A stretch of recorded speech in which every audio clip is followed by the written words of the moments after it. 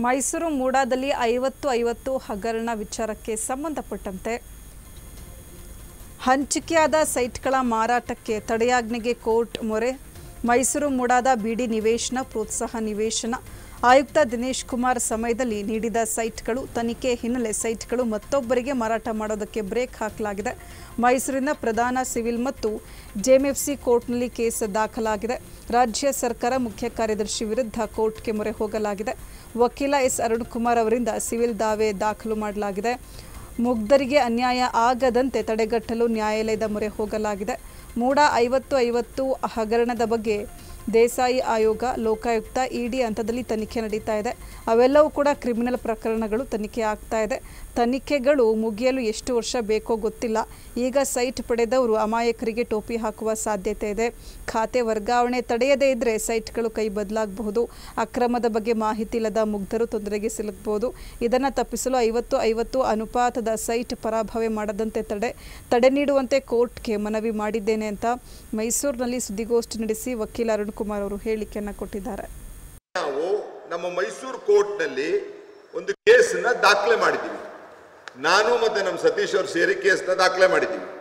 ಆ case number ಬಂದು OS 1762. Mysuru ಕೋರ್ಟ್ನಲ್ಲಿ ದಾಖಲೆ ಮಾಡಿರೋಂಥ case number 1762 OS original suit, principal civil judge and JMFC Mysuru.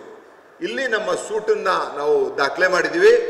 ಆ ಸೂಟಿನಲ್ಲಿ ಮೇಯ್ನ್ ಆಗಿ ನಾವು ಕೇಳಿರೋಂಥದ್ದು ಏನಪ್ಪಾ ಅಂತ ಅಂದ್ರೆ, ಎಲ್ಲ ಇನ್ವೆಸ್ಟಿಗೇಷನ್ನು ಕೂಡ ಪ್ರಿಲಿಮಿನರಿ ಹಂತದಲ್ಲಿ ಮೂಡಾನಲ್ಲಿ ಬ್ರಹ್ಮಾಂಡ ಭ್ರಷ್ಟಾಚಾರ ನಡೆದಿದೆ ಅಂದ್ಬಿಟ್ಟು ಹಿಂದಿದ್ದಂಥ ದಿನೇಶ್ ಕುಮಾರ್ ಅವ್ರನ್ನು ಕೂಡ ಸಸ್ಪೆಂಡು ಮಾಡಿದೆ. ಸೊ ಈಗ ಮೊನ್ನೆ ನೋಡ್ದಂಗೆ ನೀವು CM ಅವ್ರ ಮಿಸಸ್ ಕೂಡ ಸೈಟ್ಗಳನ್ನು ವಾಪಸ್ಸು ಕೊಟ್ಬಿಟ್ಟಿದ್ದಾರೆ. ಮೇಲ್ನೋಟಕ್ಕೆ ಪ್ರಿಲಿಮಿನರಿ ಎನ್ಕ್ವೈರಿ ಹಂತದಲ್ಲಿ ಮೂಡಾನಲ್ಲಿ 50-50 ಸ್ಕೀಮ್ ನಡಿನಲ್ಲಿ ದೊಡ್ಡ ಭ್ರಷ್ಟಾಚಾರ ನಡೆದಿದೆ ಅನ್ನೋಂಥದ್ದು ಬಹಳ ಸ್ಪಷ್ಟವಾಗಿ ಗೋಚರ ಆಗಿದೆ. ಈಗ ಭ್ರಷ್ಟಾಚಾರ ಆಗಿದೆ ಅನ್ನೋದು ಒಂದು. ಎರಡನೇದು 5,000ನೋ 6,000ನೋ ಈ 50-50 ಸ್ಕ್ಯಾಮು ಮತ್ತು ಇತರ ಸ್ಕ್ಯಾಮ್ನಲ್ಲಿ ಆಗಿರೋಂಥದ್ದು ಎಕ್ಸಾಕ್ಟ್ ಆಗಿ ಮಾಹಿತಿ ಇನ್ನು ಮೂಡಾ ಹೊರಗಡೆನೆ ಬಿಡ್ತಾ ಇಲ್ಲ. ಮೂಡಾ ಏನಕ್ಕೆ ಬಿಡ್ತಾ ಇಲ್ಲ ಅಂತಂದ್ರೆ, ಎಲ್ಲೋ ಒಂದ್ ಕಡೆ ಮೂಡಾನು ಕೂಡ ರಕ್ಷಣೆ ಮಾಡ್ತಾ ಇದೆ. ಮೂಡಾ ತುರ್ತಾಗಿ ಫಸ್ಟು ಎಷ್ಟು ಸೈಟ್ಗಳು ದಿನೇಶ್ ನಟೇಶ್ ಪರ್ಟಿಕ್ಯುಲರ್ ಆಗಿ ಅವರು ಕಮಿಷನರ್ ಆದಂಥ ಸಂದರ್ಭದಲ್ಲಿ 50-50 ಸ್ಕೀಮ್ ಆಗ್ಬೋದು, ಪ್ರೋತ್ಸಾಹ ನಿವೇಶನ ಆಗ್ಬೋದು, ಚೇಂಜ್ ಆಫ್ ಲ್ಯಾಂಡ್ ಆಗ್ಬೋದು, ಬಿಡಿ ನಿವೇಶನ ಆಗ್ಬೋದು.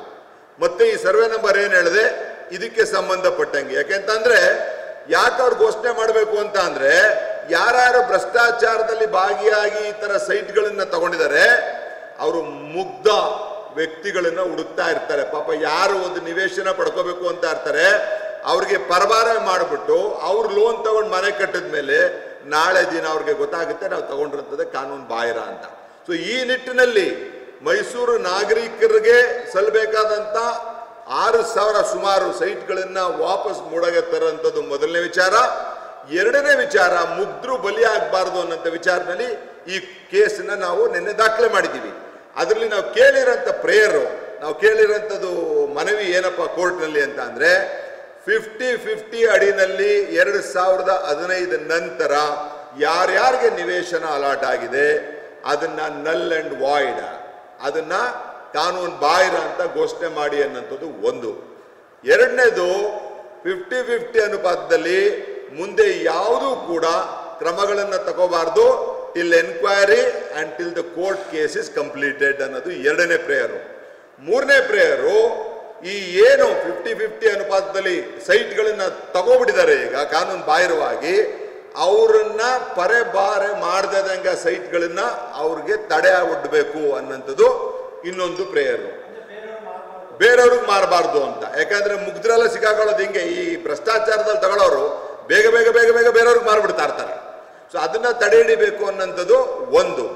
ಆಮೇಲೆ ಈ ಬಿಡಿ ನಿವೇಶನ ಮತ್ತೆ ಪ್ರೋತ್ಸಾಹ ನಿವೇಶನ ಅದರಲ್ಲಿ ತಗೊಂಡ್ರವರು ಕೂಡ ಬೇರೆಯವ್ರಿಗೆ ಮಾರದೇ ಇದ್ದಂಗೆ ತಡೆ ಹಿಡಿಬೇಕು ಅನ್ನೋಂಥದ್ದು ಅದು ಒಂದು ಪಾಯಿಂಟು.